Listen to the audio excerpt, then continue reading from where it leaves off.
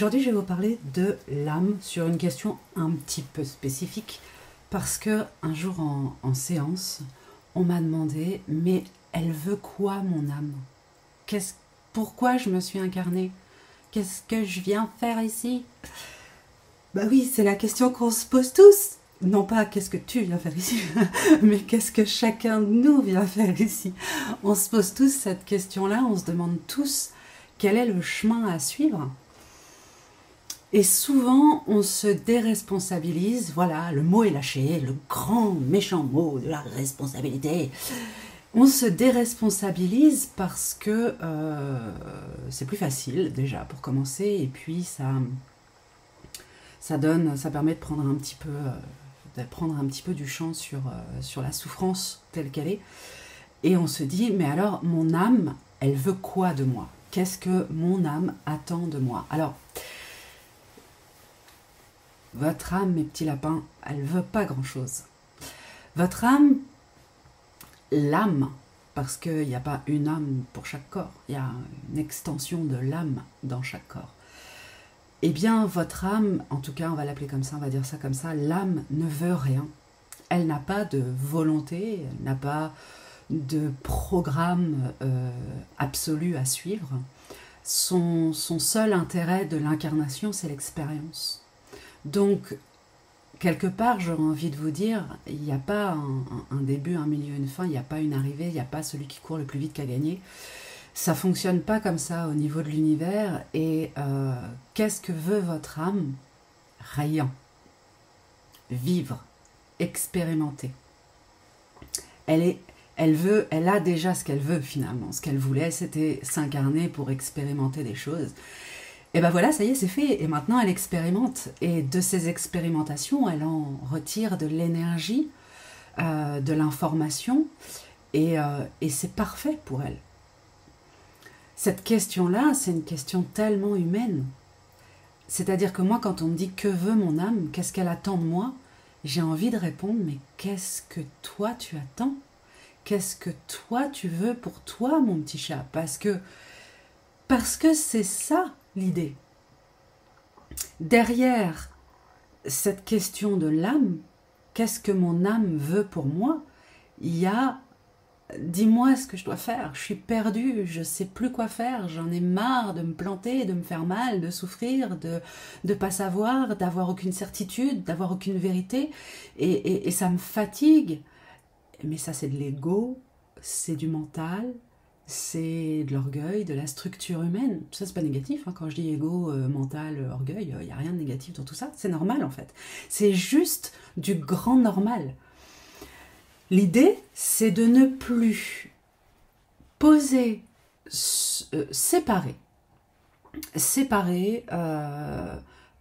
le véhicule humain de l'âme, dans le sens où finalement on marche ensemble, main dans la main, côte à côte.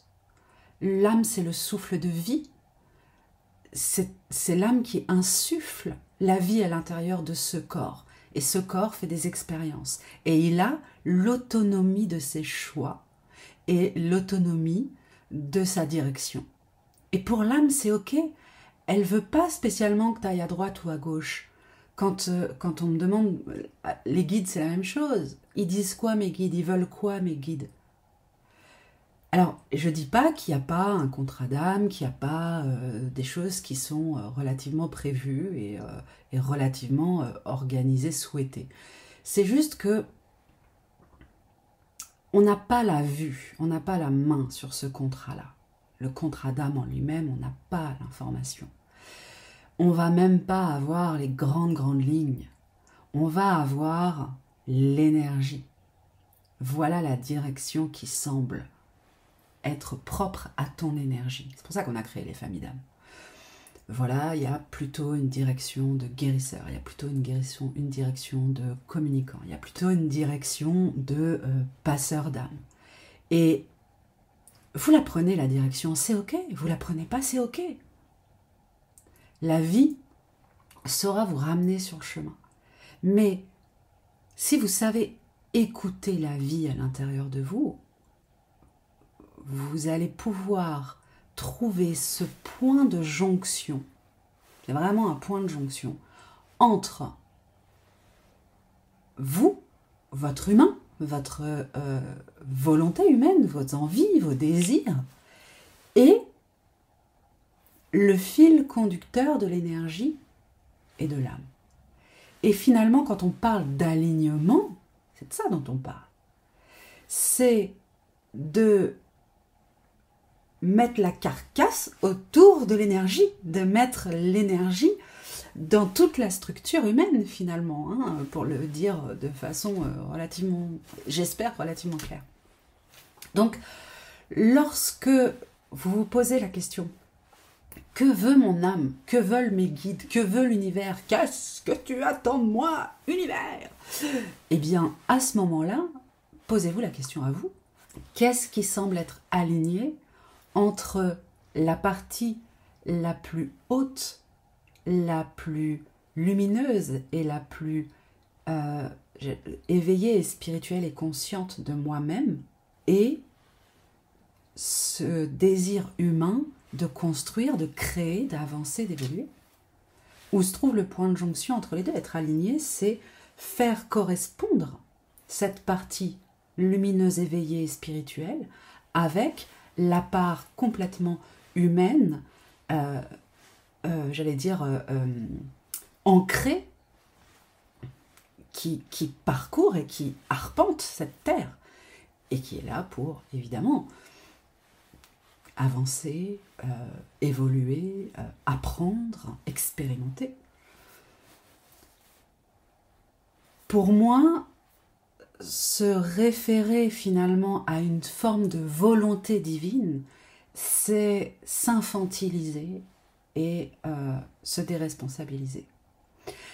Par contre, ressentir cette énergie que je suis et qui m'emmène dans mon aspiration à évoluer, à grandir et à avancer, comment est-ce que je peux le mettre en concordance avec qui je suis aujourd'hui et faire du mieux que je peux? Voilà, je voulais simplement vous rappeler que votre âme ne veut rien, qu'elle n'attend rien de vous, qu'elle ne vous juge pas, qu'elle ne vous dira pas si c'est bien ou si c'est mal, parce que pour elle, tout est bien. Toutes les expériences sont des expériences, et donc ce n'est ni bien ni mal, mais que si à vous, ça vous ne correspond pas, ça ne vous fait pas du bien, c'est qu'il y a un décalage qu'il va falloir restructurer.